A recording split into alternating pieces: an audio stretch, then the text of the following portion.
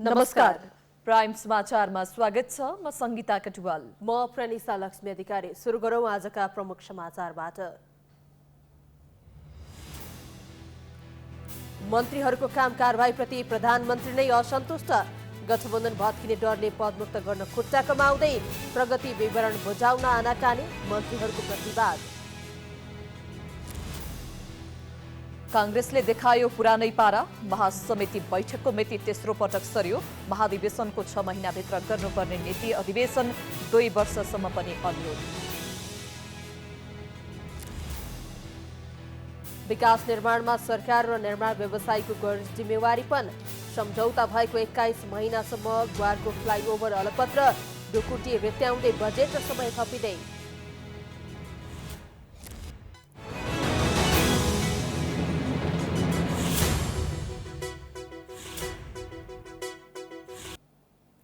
Prime समाचार अब विस्तारमा। सरकारले प्रभावकारी रूपमा काम नगरेको भन्दै जनस्तरबाट आलोचना भइरहेका बेला स्वयं प्रधानमन्त्री प्रचण्ड नै आफ्ना मन्त्रीको काम गराएर कार्यशैलीप्रति रुष्ट बनेका छन्। आफू अनुकूल सचिव सरुवा गरेर ल्याए पनि जनताको चाहना अनुसार मन्त्रीले काम गर्न नसकेको प्रचण्डको मूल्याङ्कन छ। यता मन्त्रीहरूले भने जनचाहना अनुसार काम गरेको दाबी गर्दै आए पनि प्रशासनका जानकारहरू समेत यसलाई स्वीकार्न तयार छैनन्। सधैँ जसो सरकारको काम तथा पार्टीको काममा खटिने प्रधानमन्त्री प्रचण्डले बिहिबार सिंहदरबार स्थित कार्यालयमा मन्त्रीहरूसँग कामको विवरण मागेका थिए। कामको विवरण लिएर सचिवसहित प्रधानमन्त्री कार्यालय पुगेका मन्त्रीहरूले यो आर्थिक वर्षको 4 महिनाको रिपोर्ट कार्ड प्रधानमन्त्रीलाई बुझाए। रिपोर्ट कार्डमा 9वटा मन्त्रालयका मन्त्रीहरूले आफूले 60% काम गरेको विवरण दिए। 7 मन्त्रीले भने 40% काम मात्र गर्न सकेको विवरण प्रस्तुत गरेपछि प्रधानमन्त्री प्रचण्ड रुष्ट बनेका थिए। उनले समय सीमा तोकेर काम नगरे राम्रो नहुने मन्त्रीहरूलाई चेतावनीपूर्ण निर्देशन दिएका थिए। मन्त्रीहरूको काम सन्तोषजनक नभएकाले अबका दिनमा समस्याको वस्तुगत आधार पत्ता लगाई समाधान गर्न प्रधानमन्त्रीले मन्त्रीहरूलाई चेतावनीपूर्ण निर्देशन दिएका थिए। रिजल्ट त्यति सन्तोषजनक देखिएको छैन प्रेजेन्टेसनको आधारमा, तर पनि फेरि सबैसँग छलफल भएको छैन। यसका आधार, यसका कारणका विषयमा पनि छलफल हुन बाँकी छ। परम्परागत टाइपको भन्दा पनि यसलाई यसको वस्तुगत आधार पत्ता लगाएर यसलाई अगाडि बढ्ने भन्ने कुरा भएको छ। सरकारले प्रभावकारी रूपमा काम नगरेको भन्दै आलोचना भइरहेको छ। यता प्रधानमन्त्री प्रचण्ड समेत मन्त्रीको कामबाट सन्तुष्ट छैनन्, तर मन्त्रीहरू भने आफूहरूले सशक्त रूपमा काम गरेको जिकिर गर्दै आएका छन्। मन्त्री परिषदमा आफ्नो तर्फबाट हामीले के गरिरहेछौँ भन्छौँ। त्यसकारण हामीले पूर्ण डिभोसनका साथ, जहाँसम्म नेपाली काङ्ग्रेसको प्रश्न छ, नेपाली काङ्ग्रेसका साथीहरू जो मन्त्री हामी भएका छौँ, पूर्ण समर्पणका साथ, पारदर्शिताका साथ, सुशासनलाई केन्द्रबिन्दुमा राखेर हामी काम गरिरहेछौँ। त्यसकारण त्यसमा चाहिँ कसैले प्रश्न उठाउने ठाउँ छैन। हामीले चाहिँ नि मिडियामा र पार्टीमा त्यसलाई प्रश्न पार्छौँ। यहाँको मन्त्रालयमा कति प्रतिशत काम भएको छ, यहाँको अनुमान? मेरोमा अहिलेसम्म म चाहिँ नि लगभग मेरो 7 महिना पुरा हुँदैछ। मेरो मन्त्रालयमा अहिले 50 देखि 60% हिजोकै त्यो प्रस्तुतिमै देखिएको छ। कतिपय मन्त्रीले भने सचिवको आलटाल गर्ने बानीका कारण काम गर्न नसकेको भन्दै प्रधानमन्त्रीसँग गुनासो गरेपछि गत साउन 3 गते मन्त्री परिषदबाट निर्णय गराएर 11 सचिवलाई आफू अनुकूल मन्त्रीले सरुवा गरेर लगेका थिए। यो क्रम अहिले पनि जारी छ, तर पनि मन्त्रीहरूको काम सन्तोषजनक हुन सकेको छैन। सेवा प्रवाहको कुराहरू अथवा ट्रान्सपेरेन्सीको कुराहरू, व्यवस्थापन परीक्षणको चाहिँ आँकडाहरू हामीले हेऱ्यौँ भनेदेखि मन्त्रालयको उपलब्धि पर्फर्मेन्स निकै नै न्यून हामी देख्छौँ। जे भन्यो त्यो मान्ने सचिवहरू चाहिँ उहाँले खोज्नुभयो। उहाँहरूले विज्ञता अथवा चाहिँ उहाँहरूले चाहिँ तपाईँको चाहिँ क्षमता अथवा नैतिकता, व्यावसायिकता खोज्नु भएन। यो कारणले गर्दाखेरि चाहिँ समग्र कर्मचारी चाहिँ हीनताबोधको अवस्थामा पुगेको छ। नीति पनि राम्रो बनेको छैन, कार्यक्रम पनि राम्रोसँग कार्यान्वयन भएको छैन, सेवा प्रवाह पनि राम्रो भएको छैन, गरेको काममा चाहिँ तपाईँको सदाचारिताको प्रश्न उठेको छ। र चाहिँ त्यति मात्र होइन, अर्को हामीले के पनि देख्यौँ त भन्दा चाहिँ जवाबदेहिता, पारदर्शिताका कुराहरूमा पनि कमजोर स्थिति छ। परराष्ट्र मन्त्री एनपी साउद विदेश भ्रमणमा छन् भने कतिपय मन्त्री त विभिन्न बहानामा कार्य प्रगति बुझाउन समेत गएनन्। कतिपय मन्त्रीको दिनचर्या झण्डा हल्लाउँदै सिंहदरबार आउने, आफू अनुकूल निर्णय गर्ने तथा कार्यकर्ता आसेपासे भेटेर दिन कटाउने गरेका छन्। यस्तो अवस्थामा जनताका जल्दा बल्दा समस्याको समाधान गर्न उदासीन मन्त्रीलाई प्रधानमन्त्रीले कारबाहीको दायरामा ल्याउन सकेका छैनन्। त्यसमा पनि 40% काम समेत नगर्ने मन्त्री पनि प्रचण्ड सरकारमा छन् भन्दा लाज मान्नुपर्ने अवस्था सिर्जना भएको छ। पुरानो पार्टी नेपाली काङ्ग्रेसको पुरानै पारा छ। न विधान अनुसार सञ्चालन हुन्छ, न बैठकहरू तोकिएको मितिमा हुन्छ। महासमितिको बैठक त तेस्रो पटक सारिएको छ। बैठक सार्नका लागि काङ्ग्रेसले विभिन्न बहाना अघि सारेको छ। नेपाली काङ्ग्रेसको निर्णय परिपक्व हुन्थ्यो र नेताहरू जिम्मेवार हुन्थे भने महासमिति बैठक शुक्रबारबाट सुरु हुनु पर्थ्यो। मङ्सिर 29 गतेदेखि पुस 2 गतेसम्म महासमिति बैठक गर्ने निर्णय गत कार्तिक 19 गते नै भएको थियो। पहिलो पटकको निर्णय मान्ने हो भने त मङ्सिर 13 गतेदेखि 15 गतेसम्म महासमितिको बैठक भइसक्नु पर्थ्यो। उक्त मितिलाई मङ्सिर 29 गतेमा पुर्याइयो। मङ्सिर 29 गतेलाई पनि सारेर पुस 16 देखि 19 सम्म पुर्याइएको थियो। अब उक्त मितिमा पनि बैठक नहुने भएको छ। शुक्रबार बसेको केन्द्रीय कार्य सम्पादन समितिको बैठकले फागुन 7 देखि 10 गते गर्ने निर्णय गरेको छ। यसरी मङ्सिर 13 गते गर्ने भनिएको बैठक तेस्रो पटक मिति सारेर फागुन 7 गते पुर्याइएको छ। यस पटक मिति सार्नुलाई काङ्ग्रेसले राष्ट्रिय सभाको चुनावलाई बहाना बनाएको छ। चर्चामा रहेको महासमितिको बैठक थियो। महासमितिको बैठक सँगसँगै राष्ट्रिय सभाको निर्वाचन पनि आएको हुनाले महासमितिको बैठकलाई केही पर सार्ने फागुन 7 देखि 10 गते गोदावरीकै हलमा गर्ने निर्णय गरेको छ।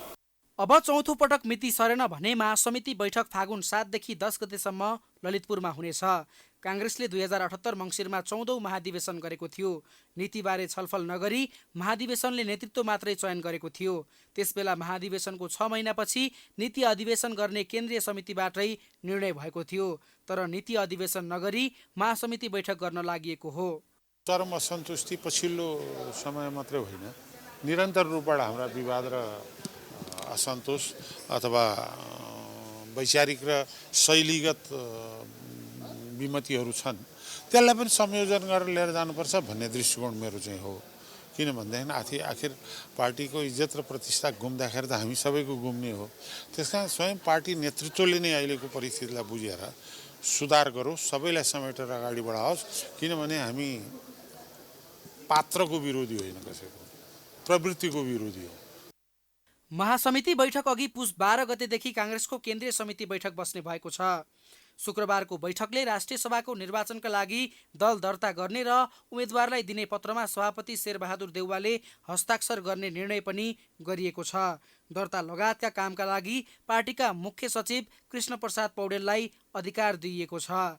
बैठकले पुस 16 देखि माघ 16 गतेसम्म पार्टीको आन्तरिक अभियान पुनः सुरु गर्ने निर्णय गरेको छ। त्यस्तै पार्टीको तर्फबाट बन्द सूचीमा रहेका केही नेताहरूको नाम फिर्ता लिने निर्णय पनि गरेको छ। समानुपातिक सूचीमा रहेका नेताहरूले राष्ट्रिय सभाको निर्वाचनमा उम्मेद्वार बन्ने चाहना देखाएपछि बन्द सूचीबाट नाम फिर्ता गर्न लागेको हो। काठमाडौँ महानगरका मेयर बालेन शाह पटक पटक संघीय सरकारको विरोधमा उत्रिने गरेका छन्। सरकारले महानगरको फोहोर व्यवस्थापन र शहरी सुन्दरतामा नसघाएको उनले आरोप लगाउँदै आएका छन्। तर शुक्रबार महानगरको 29औं स्थापना दिवसको अवसरमा भने एउटै मञ्चबाट प्रधानमन्त्री प्रचण्ड र मेयर शाहले सहकार्यको प्रस्ताव अघि बढाए। काठमाडौँ महानगरका प्रमुख बालेन शाह समय समयमा संघीय सरकारप्रति आक्रामक रूपमा प्रकट हुन्छन्। विशेष गरी फोहोर व्यवस्थापन र शहरी सौन्दर्यताका विषयमा संघीय सरकारसँग उनले असन्तुष्टि पोख्दै आएका छन्। यिनै बहानामा कहिले सिंहदरबारको फोहोर नउठाउने त कहिले आगो लगाउने जस्ता गैर जिम्मेवार अभिव्यक्ति दिएर विवादमा पर्दै आएका बालेन शुक्रबार भने संघीय सरकारप्रति नरम सुनिए। महानगरको 29औं स्थापना दिवसका अवसरमा प्रधानमन्त्री पुष्पकमल दाहाल प्रचण्डलाई प्रमुख अतिथि बनाएका उनले सहकार्यमा जोड दिए। त्यसो त बालेन भन्दा पहिला सम्बोधन गरेका प्रचण्डले स्थानीय तहलाई बलियो बनाउन नीतिगत सुधार गर्दै वित्तीय हस्तान्तरणलाई प्रभावकारी बनाउने प्रतिबद्धता जनाएका थिए। विगतमा बालेनले सरकारप्रति गरेका टीका टिप्पणी बारे केही नबोलिकन प्रचण्डले स्थानीय तहलाई संविधानको मर्म र भावना अनुरूप स्रोत तथा साधनको व्यवस्था र स्थानीय सरकारको मान्यता अनुसार अधिकार सम्पन्न तुल्याउन सरकारले प्रभावकारी काम गर्ने बताए। संवैधानिक अभ्यासमा थप परिपक्वता ल्याउन काठमाडौँ महानगरपालिका लगायत सबै स्थानीय सरकारलाई बलियो बनाउन नेपाल सरकार दृढ रहेको उनको भनाइ थियो। उनले पछिल्लो समय काठमाडौँ महानगरले गरेका प्रगतिशील कामलाई आफूले गम्भीरतापूर्वक निहालिरहेको उल्लेख गर्दै प्रधानमन्त्री प्रचण्डले घुमौरो शैलीमा बालेनको प्रशंसा समेत गरे। शहरको सौन्दर्य, शिक्षाको व्यवस्थापन एवं विकास, सार्वजनिक शौचालयहरूको निर्माण र व्यवस्थापन, सांस्कृतिक सम्पदाहरूको संरक्षण, लागू औषध, सुर्ती, चुरोट लगायतका वस्तुमा लगाएको नियमन, छात्रवृत्ति, रोजगारी सृजना लगायतका क्षेत्रमा महानगरले जे जति पहल लिएको छ, सङ्घीय सरकारलाई समेत सकारात्मक उत्प्रेरणा यसबाट प्राप्त भइरहेको जानकारी पनि म गराउन चाहन्छु। प्रधानमन्त्री प्रचण्डले आफ्नो कामको प्रशंसा गरेपछि फुरुङ्ग देखिएका बालेनले सङ्घीय सरकारसँग सहयोगका लागि 3वटा एजेन्डा प्रस्तुत गरे। 3 कुने मुआब्जा, फोहोर व्यवस्थापन र उपत्यकामा खोला अतिक्रमणको समस्या समाधानका लागि सङ्घीय सरकारसँग उनले सहयोगको हात फैलाए। साथै फोहोरको दिगो व्यवस्थापनका लागि महानगरपालिका, प्रदेश सरकार र सङ्घीय सरकारको भूमिका समान रहेको उल्लेख समेत गरे। काठमाडौँ महानगरपालिकाले बाचा गरेका कामहरू धेरै बाँकी रहेका, तीमध्ये 3टा विशेष कामहरू जुन 3 कुनेको मुआब्जाको समस्या छ, खोला अतिक्रमणको समस्या छ र फोहोर व्यवस्थापनको दीर्घकालीन 50 वर्ष, 100 वर्ष, 1000 वर्षको लागि व्यवस्थापन गर्नुपर्ने समस्या, यी 3टा समस्याका लागि सम्माननीय प्रधानमन्त्रीजी यही हुनुहुन्छ। महानगरपालिका, प्रदेश सरकार, सङ्घ सरकारले मिलेर यो 3 कुराको पनि व्यवस्थापन गर्न सकोस्। संविधानले 3 तहका सरकारको काम, कर्तव्य र अधिकार स्पष्ट तोकिदिएको छ। तर यी 3 तह बीच सहकार्य हुन नसक्दा समय समयमा विवाद छताछुल्ल हुने गरेको छ। प्रदेश र स्थानीय सरकारलाई अधिकार सम्पन्न बनाउन नसके संघीयताको प्रभावकारितामाथि प्रश्न उठ्न सक्छ। यसप्रति 3नै तहका सरकार सचेत हुन जरुरी देखिन्छ। सर्वोच्च अदालतको प्रस्तावित न्यायाधीशहरूलाई संसदीय सुनवाई समितिको कठघरामा उभाइएको छ। न्यायाधीश बन्न योग्य नरहेको भन्दै उजुरी परेपछि उनीहरूलाई समितिले सवाल जवाफ गरेको हो। समितिले अनुमोदन गरेपछि न्यायाधीश बन्ने बाटो खुल्ने भएकाले प्रस्तावित व्यक्तिहरूले आफूलाई टोक्याउन निकै प्रयास गरेका छन्। संसदीय सुनवाई समितिले सर्वोच्च अदालतको प्रस्तावित न्यायाधीश सारङ्गा सुवेदी र अब्दुल अजिज मुसलमानको सुनवाई गरेको छ। सिंहदरबारमा शुक्रबार बसेको समिति बैठकले सर्वोच्च अदालतको प्रस्तावित न्यायाधीश सुवेदी मुसलमानको सुनवाई गरेको हो। सुनवाईका क्रममा प्रस्तावित न्यायाधीश सारङ्गा सुवेदीले न्यायको प्रतिभूति दिन पहल गर्ने प्रतिबद्धता जनाइन्। सुवेदी विरुद्ध समितिमा 6वटा उजुरी परेको थियो, तर उनले ती उजुरीको खण्डन गरिन्। हजारौंको संख्यामा मुद्दाको फर्छौट गर्दा केही मान्छे असन्तुष्ट हुनु स्वाभाविक रहेको भन्दै उनले यसबाट अदालत प्रभावित भयो भनेर बुझ्न नहुने जिकिर गरेकी छिन्। परिणाममा चाहिँ के छ भन्दा अदालतले चाहिँ परिणाम दिन सकेन भने सबैको कमी कमजोरीको जिम्मा छ नि अदालतले नै लिनुपर्ने अवस्था छ भनेर मैले त्यो कुरा पनि मैले राखेको छु। किनभने कानुनमा भएको कमी कमजोरीको कारणले मुद्दा लग्यो भने पनि त्यसको जिम्मेवारी अदालतले नै लिनु पर्यो। सरकारका तर्फबाट अभियोजन गर्दाखेरि भएका कमी कमजोरीका कुराहरू छन् भने त्यसको पनि जिम्मेवारी अदालतले नै लिनु पर्यो। त्यस्तै सर्वोच्च अदालतका प्रस्तावित न्यायाधीश अब्दुल अजिज मुसलमानले न्यायपालिकाले प्राप्त गरेको स्रोत साधनभित्र रही आफ्नो सेवा प्रवाहमा कुनै कमी कमजोरी हुन नदिने प्रतिबद्धता जनाए। समितिमा एउटा मात्रै उजुरीको सामना गरेको मुसलमानले न्यायपालिका स्वतन्त्र, निष्पक्ष, पारदर्शी बनाउनु न्यायपालिका र यसभित्र कार्यरत न्यायाधीशको कर्तव्य भएको बताए।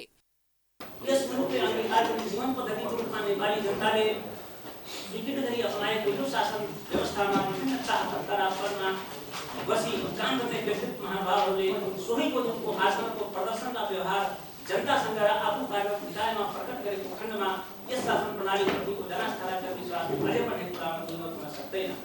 न्याय परिषदले मङ्सिर 5 गते उच्च अदालतका 4 न्यायाधीश र वरिष्ठ अधिवक्ता 2 जनालाई सर्वोच्च अदालतको न्यायाधीशका लागि प्रस्ताव गरी संसदीय सुनवाईका लागि समिति समक्ष पठाएको थियो।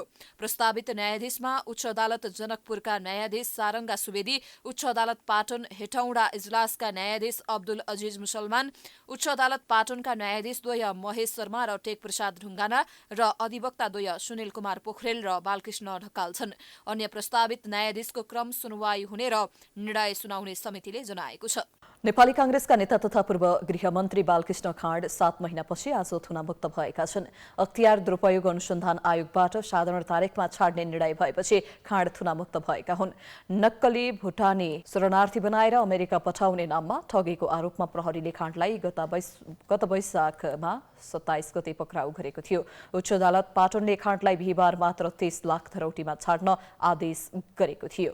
बिहिबार न्यायाधीश कृष्ण राम कोइराला खाँडलाई 30 लाखमा छाड्न सहमत भएसँगै उनको रिहाई प्रक्रिया सुरु गरिएको थियो। आज जिल्ला अदालत काठमाडौँमा धरौटी रकम बुझाएपछि उनलाई सम्पत्ति शुद्धिकरण अनुसन्धान विभागमा उपस्थित गराइएको थियो। सम्पत्ति शुद्धिकरण विभागले उनीसँग 15 लाख धरौटी लिएको छ। दुवैतिर गरी कुल 45 लाख धरौटी बुझाएर खाँड थुनामुक्त भएका हुन्। प्राइम समाचार जारी छ। हामी विश्रामपछि आउँछौं।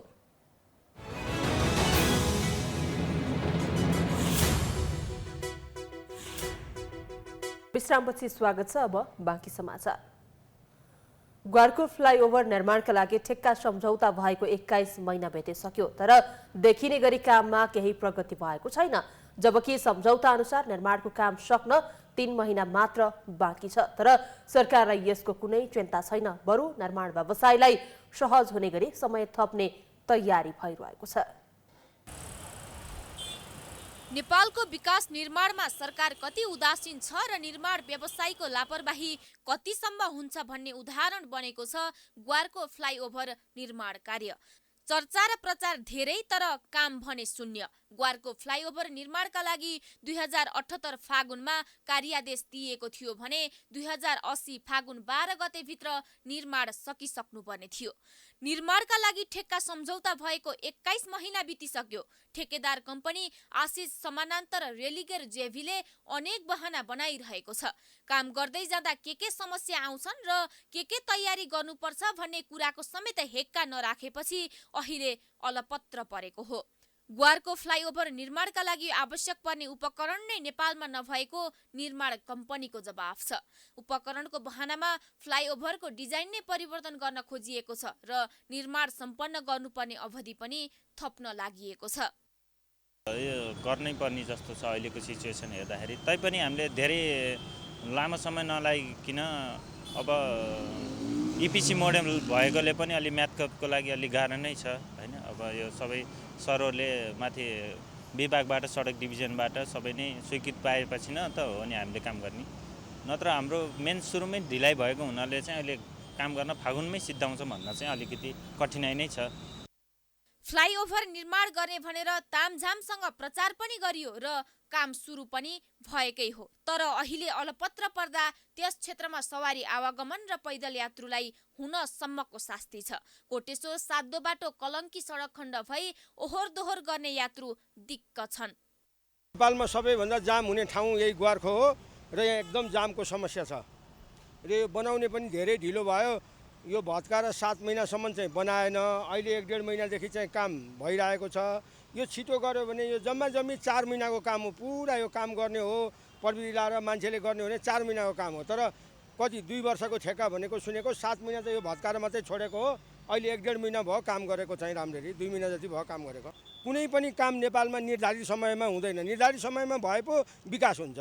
निर्धारित समयमा हुनु पर्यो नि विकास। अब यहाँ त कुनै झै झमेला छैन, जस्तो मुआब्जा दिनुपर्ने केही समस्या छैन।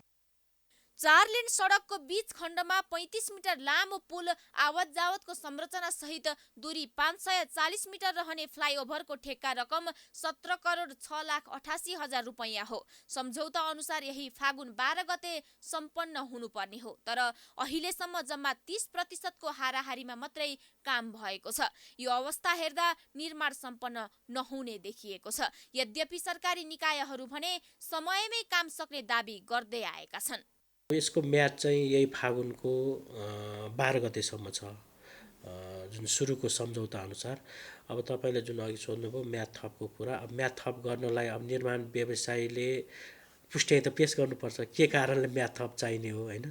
अब अहिले हाम्रो नजरमा हेर्दाखेरि त्यस्तो कारणहरू देखिया छैनौँ हामीले। अब इपिसी कन्ट्र्याक्टमा अरूमा जस्तो इम्प्लोयरको रिस्क कम हुन्छ यसमा, किन सम्पूर्ण जिम्मा निर्माण व्यवसायको हुँदाखेरि। त्यही भएर अब म्याद थप हुने सम्भावना अहिलेसम्म त न्यूनै देख्छु म। तर अब जुन तपाईँले टाइममा त सकिएला नसकिएला अर्को पाटो छ। निर्माण व्यवसाय लागि परेको छ, सघाउँछु नै भनेर सकिएन भनेर म्याथ थप पनि भएन भने त अर्को हाम्रो कन्ट्र्याक्ट अनुसार हर्जना लगाएर काम चाहिँ सघाउने हाम्रो योजना छ। सरकारले आर्थिक वर्ष 2079-80 को बजेट वक्तव्यमा उपत्यकाको ग्वारको, सातोबाटो र एकान्त कुनामा फ्लाइओभर निर्माण गर्ने र कोटेश्वर तथा नयाँ बानेश्वरमा अन्डरपास निर्माण थाल्ने उल्लेख गरेको थियो। तर ग्वारकोमा काम सुरु गरेर अलपत्र पारिएको छ भने अन्य ठाउँमा कुनै पनि प्रक्रिया अघि बढेको छैन। डाक्टर गोविन्द केसी अर्थात् अनसनको पर्यायवाची नाम हो। नेपालमा सबैभन्दा धेरै पटक र धेरै दिन अनसन बस्ने व्यक्ति उनै केसी हुन्। पछिल्लो समय भने उनले स्वास्थ्य क्षेत्रभन्दा पनि राजनीतिक विषयलाई उठान गरेर अनसन बस्न थालेपछि उनीप्रतिको विश्वास कम हुँदै गएको छ।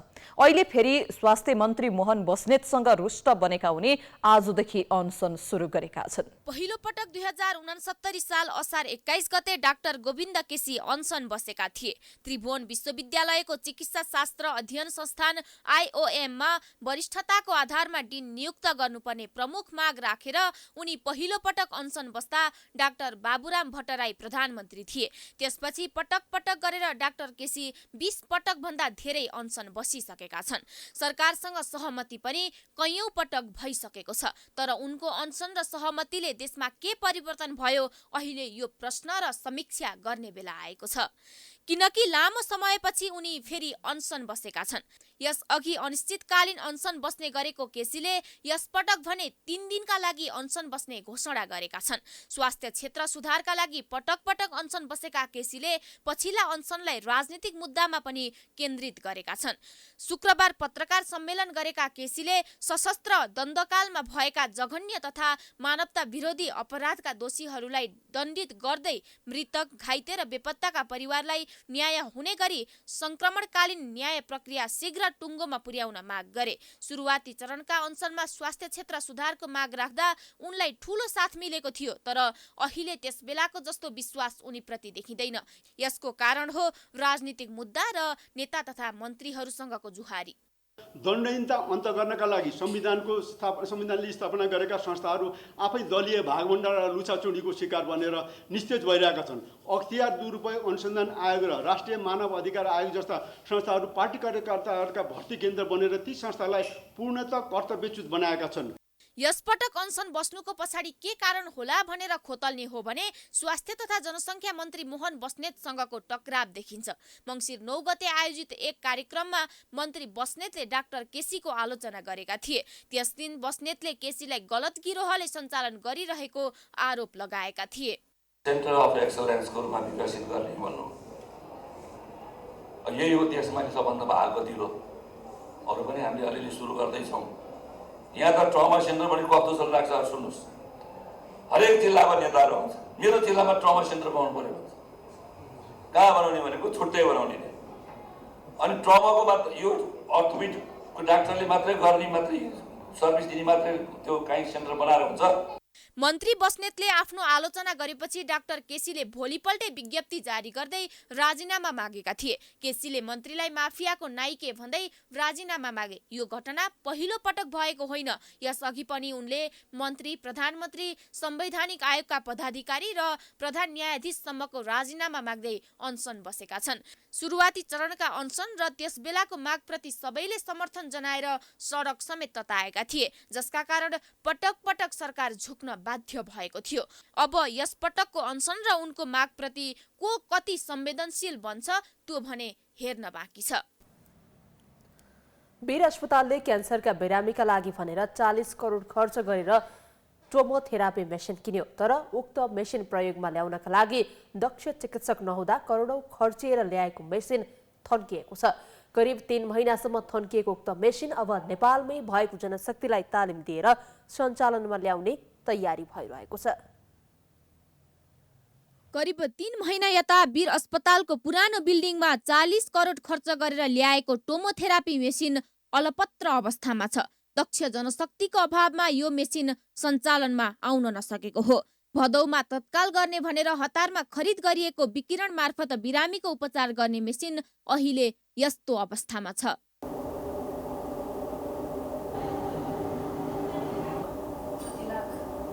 क्यान्सरको ट्युमरमा विकिरणको मात्रा फाल्ने टोमोथेरापी सञ्चालन गर्न रेडियोथेरापी टेक्निसियन चाहिन्छ। तर नेपालमा यो विषयमा पढाइ नै नहुने र विदेशमा पढेर आएका जनशक्ति नेपालमा नभेटिँदा अन्य देशबाट जनशक्ति ल्याएर सञ्चालन गर्नुपर्ने अवस्था छ।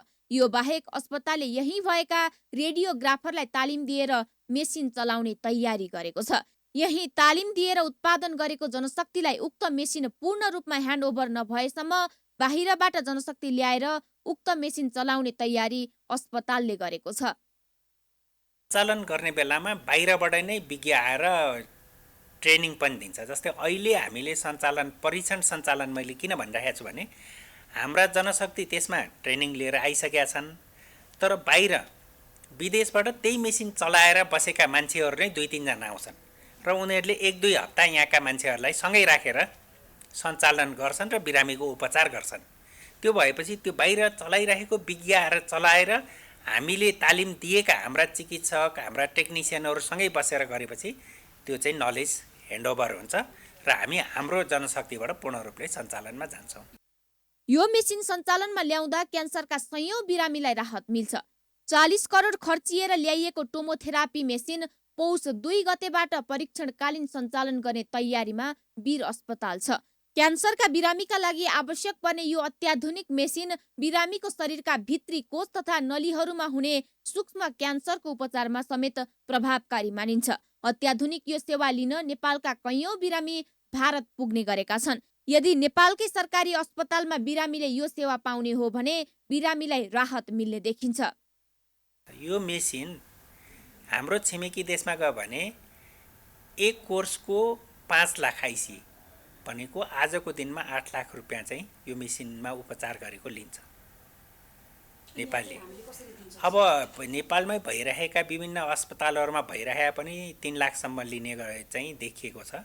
हामीले चाहिँ 1.5 लाखको हाराहारीमा लिने हो, यो सरकारी अस्पताल हो, यसमा गरिबहरू आउँछन् भनेर हामी 1.5 लाखको हाराहारी चाहिँ लिने चाहिँ विचार गरेका छौँ। त्यसको फाइनल चाहिँ डिपार्टमेन्टले दिन्छ। बहुमूल्य यो मेसिन बलम्बुमा रहेको सशस्त्र प्रहरी अस्पतालको खुला चौरमा राखिएको थियो। त्यति बेला मेसिन राख्ने संरचना तयार नगरी हतार टोमोथेरापी मेसिन खरिद गर्दा प्रयोग नहुँदै थोत्रिएको थियो। 2074 असार 29 मा अमेरिकी कम्पनीको नेपाल स्थित एजेन्ट लाइफलाइन ट्रेड इन्टरनेसनल कम्पनीसँग वीर अस्पतालको व्यवस्थापकीय टिमले टोमोथेरापी मेसिन खरिदको सम्झौता गरेको थियो। मेसिन खोल्दै नखोली बिग्रिएपछि अस्पतालले उक्त मेसिनको सट्टा अर्को मेसिन पठाउन कम्पनीलाई आग्रह गरेको थियो। उच्च अदालत पाटनले सुर्तीजन्य पदार्थ बिक्री वितरणमा रोक लगाउने काठमाडौँ महानगरको निर्णय कार्यान्वयन नगर्न अन्तरिम आदेश दिएको छ।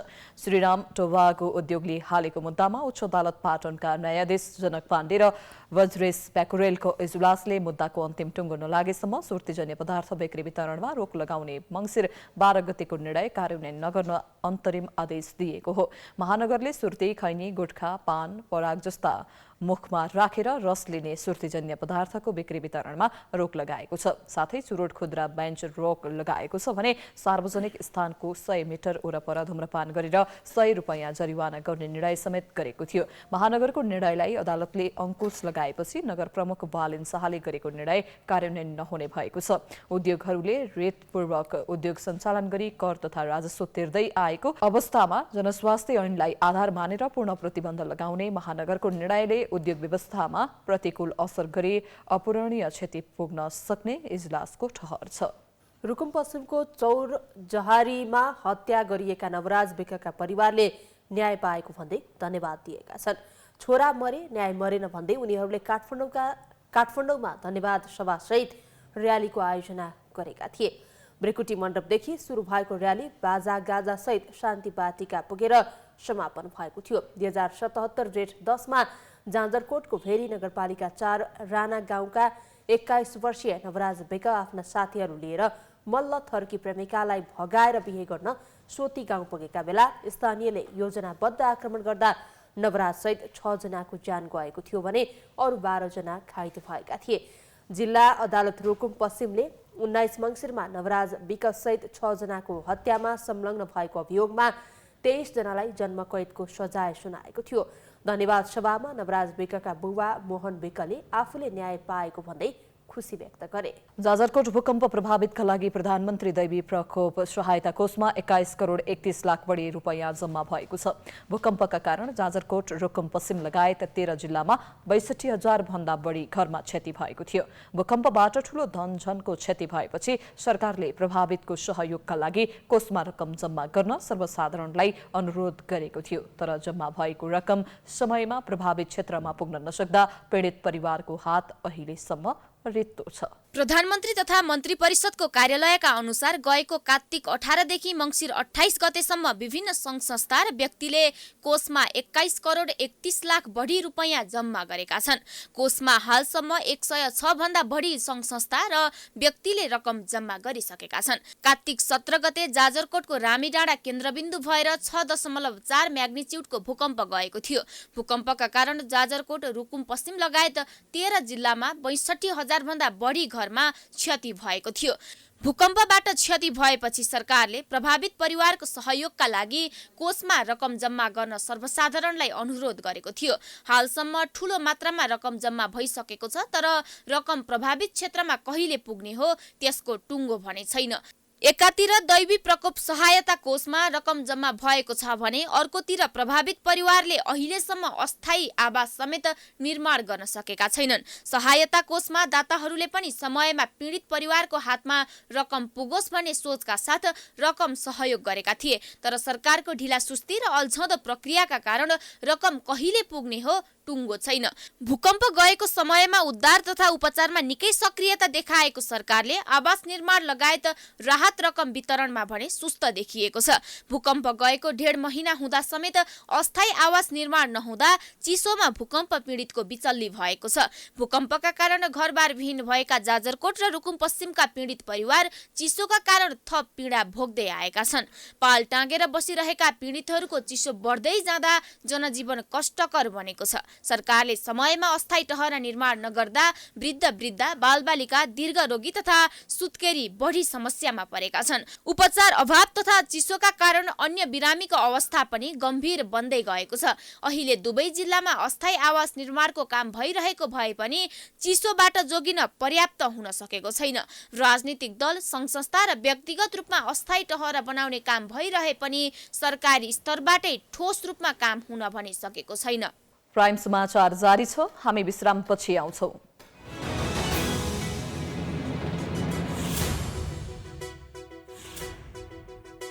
विश्रामपछि स्वागत छ। अब बाँकी समाचार। एमालेका अध्यक्ष केपी शर्मा ओलीले एमाले प्रभावकारी ढङ्गले देश विकासको काम गरिरहेको अवस्थामा षड्यन्त्रपूर्वक ढङ्गले सत्ताबाट हटाउने काम भएको बताएका छन्। झुलाघाट चिवा भन्ज्याङ समृद्धिका लागि संकल्प यात्रा अन्तर्गत शुक्रबार तेह्रथुमको 8 राई गाउँपालिकामा आयोजित सभालाई सम्बोधन गर्दै ओलीले एमाले सरकारले मुलुकमा असाधारण विकासको काम गर्न खोजेकोले षड्यन्त्रपूर्वक ढङ्गले सत्ताबाट हटाउने काम भएको बताएका हुन्। एमालेलाई सरकारबाट हटाए पनि जनतामा प्रभाव विस्थापित गर्न नसकेको र लोकप्रिय पार्टी हुन सफल भएको उनले बताए। ओलीले मिसन 2084 का लागि झुलाघाट चिवा भन्ज्याङ समृद्धिका लागि संकल्प यात्रा आयोजना गरेको र लाखौं जनता सहभागी भएको दावी गरे। देशी विदेशी अनेक षड्यन्त्रहरूबाट हाम्रो पार्टीका विरुद्ध घेराबन्दी र आक्रमण भयो। यहाँलाई थाहा छ। त्यस आक्रमणले हामीलाई सरकारबाट हटायो, तर जनतामा प्रभाव विस्थापित गर्न सकेन।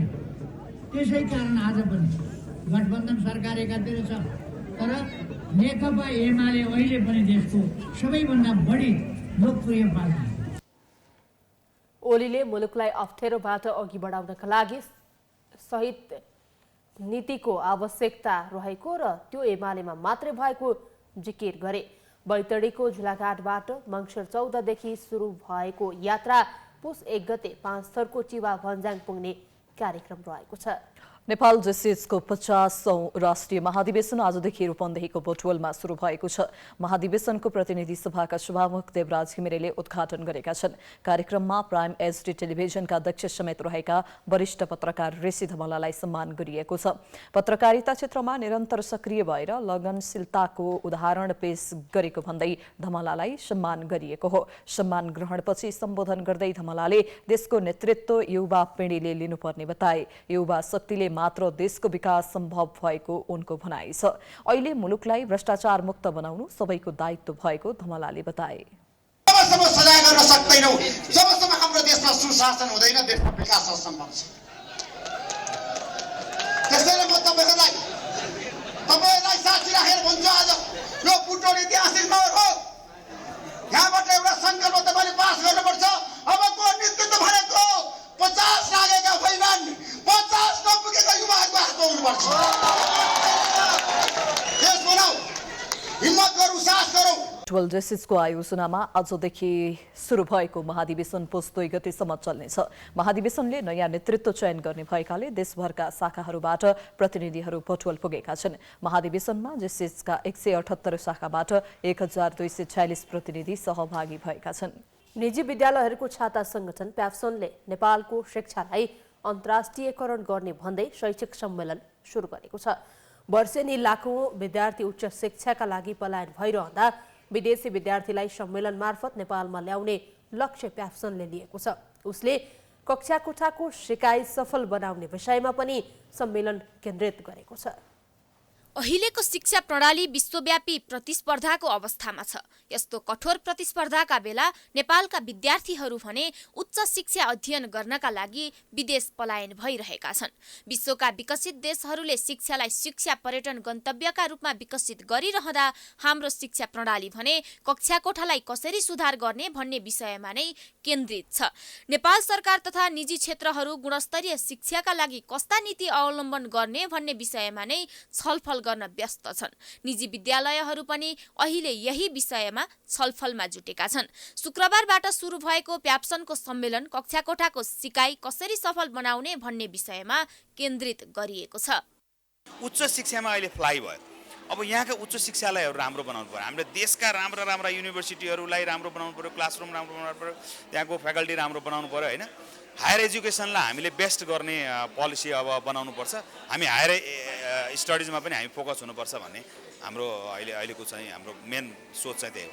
सिकाइ सुधार्न सम्मेलन गरेका निजी विद्यालयहरूले नेपालमा विदेशी विद्यार्थी भित्र्याउने सम्भावनाको समेत खोजी गर्न थालेका छन्। देशका युवालाई नै रोक्न नसकेको सरकार तथा निजी क्षेत्रहरूले सम्मेलन मार्फत विदेशी विद्यार्थीलाई अध्ययनका लागि नेपाल भित्र्याउने तयारी गरिरहेका छन्। जस्तो हाम्रो छोराछोरीहरू अस्ट्रेलियामा पढ्दाखेरि उनीहरू 2 दिन क्लास जान्छन्, अरू दिन चाहिँ अनलाइनबाट जोइन हुन्छन् र कमाउँछन्। उनीहरूलाई फ्लेक्सिबल टाइम दिइन्छ र उनीहरूले त्यो मास्टर्स डिग्री वा ब्याचलर्स डिग्री पास पनि गर्छन्। हामीले त्यो तरिकाबाट गयो भने हाम्रो मान्छेहरू पनि त्यो बाहिर जाने र अनि उतै हराउने नभएर यही हुन्थ्यो कि। कानुन मन्त्री धनराज गुरुङले पनि नेपाललाई शैक्षिक पर्यटनको हब बनाउन सकिने सम्भावना औल्याएका छन्। धेरैभन्दा धेरै विदेशी विद्यार्थीलाई नेपाल प्रति आकर्षित गर्नका लागि शिक्षालाई गुणस्तरीय कसरी बनाउने भन्ने कुरामा छलफल गर्न आवश्यक रहेको उनको भनाइ छ। हाम्रो शिक्षालाई पहिलो कुरा त गुणस्तरीय शिक्षा कसरी बनाउने भन्ने सन्दर्भमा हामी सबै लाग्नुपर्छ। हाम्रो सबैको ध्यान त्यहाँनिर केन्द्रित हुन आवश्यक छ र यसलाई एजुकेसनल हब्स नेपाललाई नेपाली भूमिलाई एजुकेसनल हब्स किन नबनाउने, बनाउन किन नसक्ने भन्ने सन्दर्भ पनि हामीले सोचनीय सन्दर्भ हो भन्ने मलाई लाग्छ। विदेशी विद्यार्थी नेपाल ल्याउने सपना देखेका निजी विद्यालयहरूले आफ्नै देशबाट पलायन भइरहेका विद्यार्थीलाई रोक्ने योजना भने ल्याएका छैनन्। नेपालबाट वर्षेनी पढ्नकै लागि लाखौं विद्यार्थी परदेशी रहेका छन्। विदेशी विद्यार्थी ल्याउनु भन्दा पहिला अध्ययनको बहानामा रोजगारीका लागि विदेश पलायन भइरहेका युवाहरूलाई देशमै रोक्ने नीति आवश्यक देखिन्छ, जुन कुरामा स्वयं शिक्षकहरू नै जोड दिइरहेका छन्। विदेशी विद्यार्थी ल्याउने सपना देखिरहेका निजी विद्यालयहरूले पहिला स्वदेशी विद्यार्थी किन देशमा बसिरहेका छैनन् भन्ने कुराको खोजी गर्न जरुरी छ। अन्तर्राष्ट्रिय स्तरको शिक्षा यही पाइन्छ भन्ने सन्देश पहिला नेपाली विद्यार्थीलाई दिन आवश्यक छ। सरकार पनि होमा हो मिलाएर हिँड्नुभन्दा शिक्षाको गुणस्तर सुधार्न गम्भीर भएर लाग्न आवश्यक छ। चितवनको पर्यटकीय क्षेत्र सौराहामा 17औं चितवन हात्ती तथा पर्यटन महोत्सव 2080 हुने भएको छ। कोरोना भाइरसका कारण रोकिएको हात्ती महोत्सव यसपटक गर्न लागेको चितवनको सौराहामा आयोजित पत्रकार सम्मेलनमा जानकारी दिएको हो। कोरोना भाइरसले थलिएको पर्यटन व्यवसायलाई चलायमान बनाउने उद्देश्यले महोत्सवको आयोजना गरिएको चितवन हात्ती तथा पर्यटन महोत्सवका संयोजक ओम प्रकाश पाण्डेले बताए। विश्व सम्पदा सूचीमा सूचीकृत चितवन राष्ट्रिय निकुञ्जको माध्यमबाट पर्यटकहरूलाई आकर्षित गराउँदै चितवनको पर्यटन क्षेत्रलाई महत्वपूर्ण गन्तव्य स्थलको चिनारी गराउनु समेत महोत्सवको अभिप्राय रहेको उनको भनाइ छ। हात्ती मेला विगत 2 वर्ष हाम्रो रोकियो कोभिडको कारणले र यसपालिदेखि कन्टिन्युस गर्ने भनेर आन्तरिक र बाह्य पर्यटक प्रबन्धन गर्ने उद्देश्यले गर्न लागेको। हात्ती महोत्सवको विभिन्न पशु अधिकारीवादीहरूले विरोध गर्दै आएका छन्। हात्ती महोत्सवमा हात्तीहरूलाई दुःख दिने खालका गतिविधि भएको भन्दै अधिकारवादीले विरोध गरेपछि हात्ती मैत्री गतिविधि गरेर महोत्सव गर्न लागेको क्षेत्रीय होटल संघ नेपाल चितवनका पूर्वाध्यक्ष दीपक भट्टराईले जानकारी दिए। त्यसले गर्दाखेरि हात्तीका गतिविधिहरू चाहिँ के हुन्छ भने त्यही पनि हामीले विभिन्न देशैभरिका चाहिँ पर्यटकीय गन्तव्यहरू चाहिँ सबैलाई जोडेर हामीले अब यो पर्यटन महोत्सवलाई अगाडि बढाउँछौँ। विगतका हात्ती महोत्सवमा हात्ती दौड, हात्तीको छावाहरूबाट फुटबल हात्ती सुन्दरी प्रतियोगिता र हात्तीलाई वनभोज कार्यक्रम हुँदै आएको थियो। यही पौष 10 गतेदेखि 14 गतेसम्म हुने हात्ती महोत्सवमा हात्तीलाई वनभोज र हात्ती श्रृंगार प्रतियोगिता र हात्तीको दिनचर्याबारे जानकारी र विभिन्न कार्यक्रमहरू रहेको भट्टराईले बताएका छन्। हात्ती महोत्सव क्षेत्रीय होटल संघ नेपाल चितवनको आयोजनामा हुँदै आएको छ। अब आर्थिक समाचार।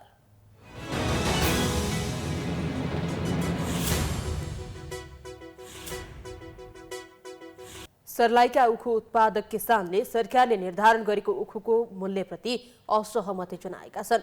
बजारमा चिनीको माग बढेको समयमा मूल्य बढाउने र उखु क्रसिङ गर्ने समयमा मूल्य घटाएर उखु उत्पादक किसानलाई कम पैसा दिने उद्योगीको नीतिले उखु उत्पादक किसान मारमा परेका छन्। त्यस्तै विगतका वर्षमा चिनी मिलले बिक्री गरेको उखुको मूल्य समेत नपाएको किसानको गुनासो छ। सरकारले निर्धारण गरेको मूल्यमा उखु बिक्री गर्न नसकिने भन्दै सर्लाहीका उखु किसानहरूले आपत्ति जनाएका छन्। निर्धारण गरेको मूल्य बढाउन माग गर्दै किसानहरूले सर्लाहीका प्रमुख जिल्ला अधिकारीलाई ज्ञापन पत्र समेत बुझाएका छन्। नेपाल उखु उत्पादक किसान महासंघ, उखु उत्पादक किसान हक हित संरक्षण समिति र मिलगेड उखु उत्पादक किसान समितिले चालु यामका लागि सरकारले निर्धारण गरेको उखुको मूल्यप्रति असहमति जनाउँदै प्रमुख जिल्ला अधिकारी कोमल प्रसाद धमलालाई ज्ञापन पत्र बुझाएका हुन्।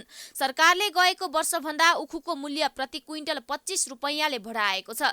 अहिले उखुको मूल्य प्रति क्विन्टल 565 रुपैयाँले निर्धारण गरिएको छ। चालु यामका लागि उखुको मूल्य प्रति क्विन्टल 750 रुपैयाँ कायम गर्नुपर्ने माग किसानले गरेका छन्। उचित मूल्य निर्धारण नभएसम्म चिनी उद्योग सञ्चालन गर्न समेत नदिने किसानको चेतावनी छ।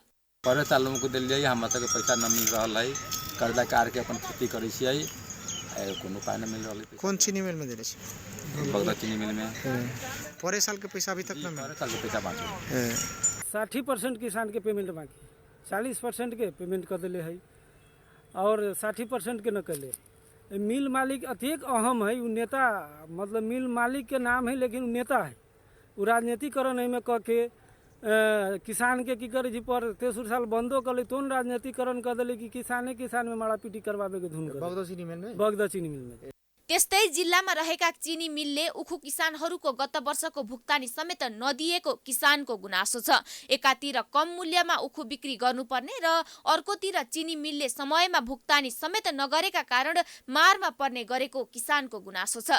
बिक्री गरेको उखुको भुक्तानी समयमा नपाउँदा घर खर्च चलाउन समेत समस्या हुने गरेको किसानको गुनासो छ। बहुत बड़का भारी कमजोरी है। सब दलाल सबके पैसा यानी रोक के दलाल सबके पैसा दे के ये अपने आप के यानी पैसा सेटुल के हिसाब से न दे के बिचवनिया सबके में पैसा डूबे छै। नेता दलाल के पैसा मिल जाए छै, ओहि के लेल हम सब बहुत यानी दुखद अवस्था में छी। ऊख मने परसल बाद देली ऊख के पैसा हमरा से आज तक न मिल रही। तो अब हम सब जो कर्जा पैसा काट के खेती अपन कर रहल छी और हम सब जो है बने मर रहल छी, लेकिन किसान भाई के चिन्हे वाला लोग मिल मालिक न भेलथिन। उता कृषि ज्ञान केन्द्रले किसानहरूका लागि विभिन्न शीर्षमा अनुदान गर्दै आएको दाबी गरेको छ। उखु किसानको रकम भुक्तानीका लागि चिनी उद्योगलाई जानकारी गराउँदा पनि आलटाल गरेको केन्द्रको भनाइ छ। प्रमुख जिल्ला अधिकारीको अध्यक्षतामा हाम्रो समिति हुन्छ, त्यसमार्फत पनि उहाँहरूलाई जिल्ला प्रशासन कार्यालयले उहाँलाई प्रमुख जिल्ला अधिकारीको अध्यक्षतामा बैठक बसेर उहाँहरूलाई बोलाएर पनि भुक्तानी गरिदिनुहोस् भनेर उहाँहरूलाई पटक पटक जानकारी गराएका छौँ। बजारमा चिनीको माग बढेको समयमा मूल्य बढाउने र उखु क्रसिङ गर्ने समयमा मूल्य घटाएर उखु उत्पादक किसानलाई कम पैसा दिने उद्योगीको नीतिले मारमा परेको उखु किसानको गुनासो छ। प्राइम टेलिभिजनका लागि सर्लाहीबाट विपेन्द्र शाहको रिपोर्ट। हामी प्राइम समाचारको अन्त्यमा आइपुगेका छौं। जाँदा जाँदै प्रमुख समाचार पुनः एकपटक।